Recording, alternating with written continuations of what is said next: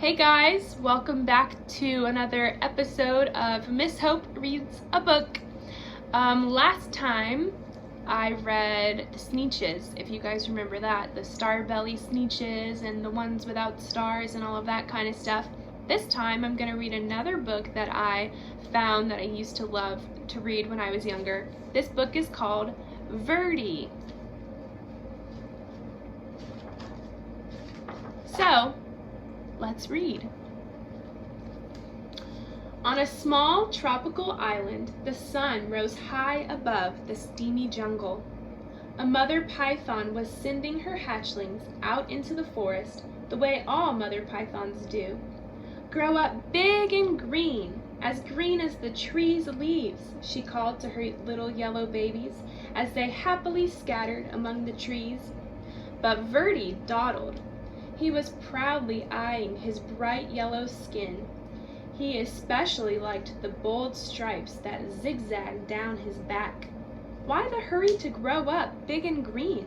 He wondered. Maybe some of the older snakes in the jungle could tell him. Verdi ventured into the treetops to look for them. Umbles, Aggie, and Ribbon were lazing on some branches nearby. Verdi peered at their droopy green bodies. It's not polite to stare, chided Aggie. Umbles burped and groaned. It's taken nearly 4 weeks for that last lizard to digest. I surely do like lizards, but lizards don't like me. Why don't lizards like you? Asked Verdi. Don't interrupt, Umbles grumbled. Dear me, whined Aggie. If I don't shed soon, this itchy skin will drive me bananas. Verdi tapped a tune with his tail as he waited to speak. Stop that, Verdi, it makes me nervous, Ribbon complained. Besides, you'll never grow up to be properly green, always interrupting and constantly fidgeting. Verdi couldn't imagine being in such a hurry to be like them, and he really wanted to keep his sporty stripes. Hoping to find snakes that weren't so boring, Verdi slipped away.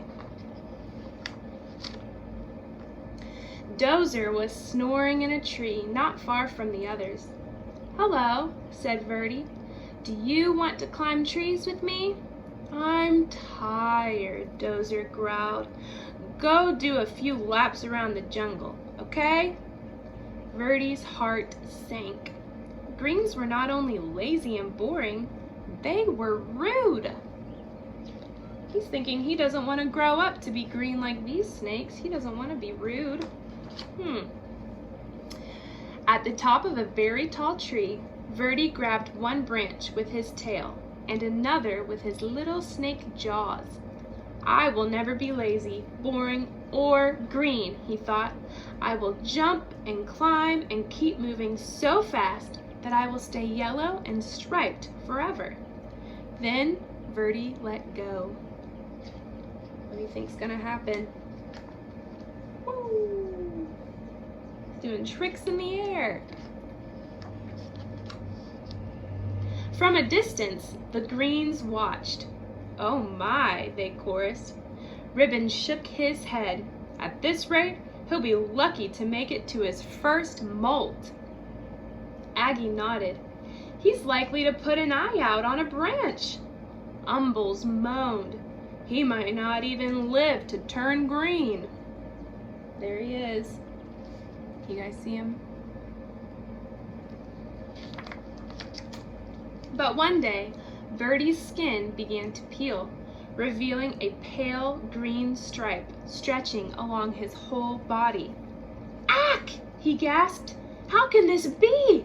I'm the speediest snake in the jungle, and I'm still turning green.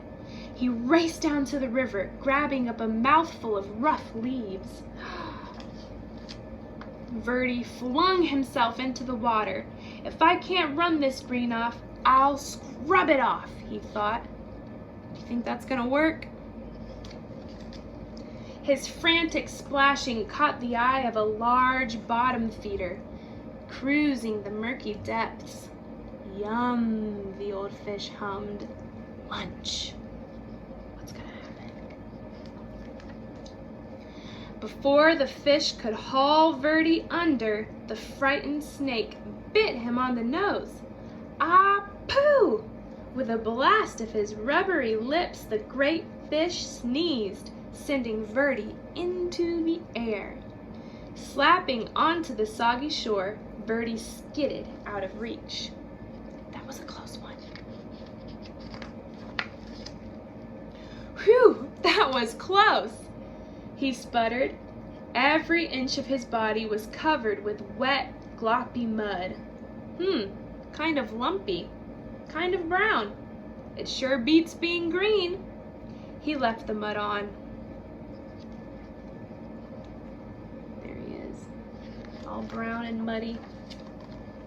But the soft brown muck dried into a hard gray shell, and Verdi could barely move. If he even budged, the stuff cracked off in jagged chunks. Each piece fell away.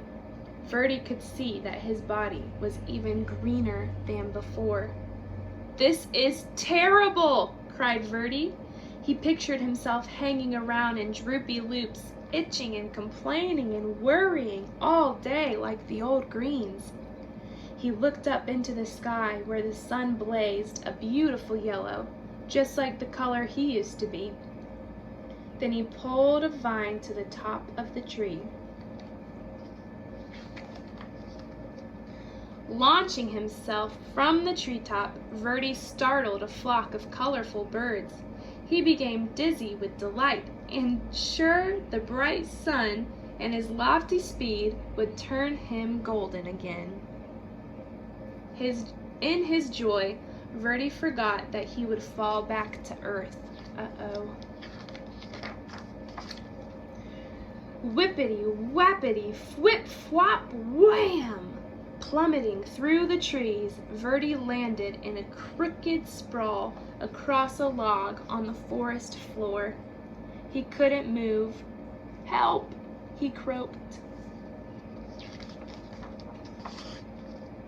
As usual, the greens had been watching Verdi's antics.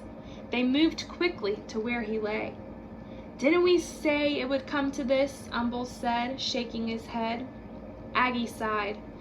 Lucky thing, he's still got 2 good eyes." They gently lifted Verdi up to a safer place where they could watch over him while his body healed. That's nice. They're lifting him up.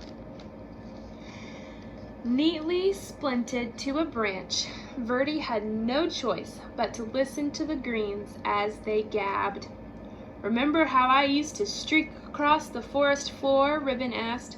"Quick as lightning," answered Aggie, "and I climbed giant trees like they were nothing. They grew taller back then, you know." "The things I dared to run down and swallow," Umbles bragged. "Wild boar were no match for me." Verdi was astonished. "You used to run and climb and hunt giant pigs? What happened?" "Ribbon crashed just like you," Aggie replied. "I took a terrible fall and almost put an eye out. Then old Umbles here nearly choked to death. Now we all prefer the quiet life, a warm perch and a little sunshine, and an occasional good meal." The greens rambled on about their days of glory, and Verdi settled in on his branch.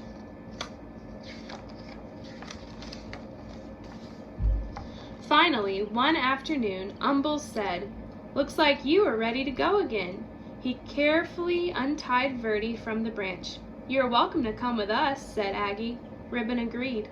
The 3 greens slipped quietly back into the forest. Verdi wasn't ready to join them. He wasn't sure where he wanted to go, so he just stretched and stayed put until the sun went down. He listened to the forest come alive. Look, he's even greener now. You see him? Look at all the things he's listening to. What kind of animals or bugs do you see? You see this guy's camouflage? There's a frog. Where's Verdi? I don't see him.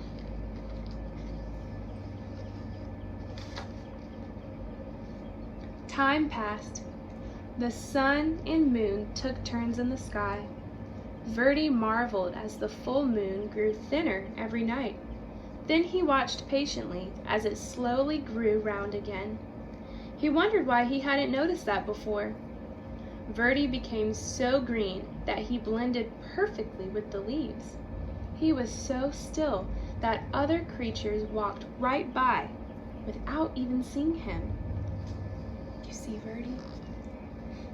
He's camouflaged, huh?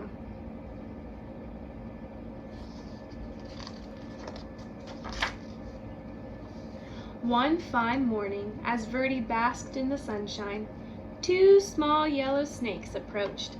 They tapped and fidgeted and stared. "Get a load of that old green guy," one of them whispered. "Do you ever think he moves?"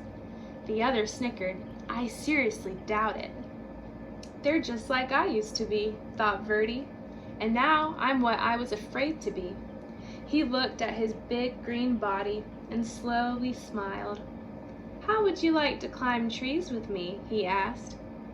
"With you?" The yellows were astounded. "I'll even show you my fancy figure 8, Verdi replied, though he was a little worried about putting his eye out. With practice, the 3 snakes performed a perfect triple figure 8. Leaping and looping with his little striped friends, Verdi laughed. "I may be big and very green, but I'm still me." The end. There's Verdi and his little striped friends. I hope you guys enjoyed this book, and I hope you guys are staying safe and having fun, and I miss you guys a lot, and I can't wait to see you soon, hopefully. So stay safe. See you guys later. Bye.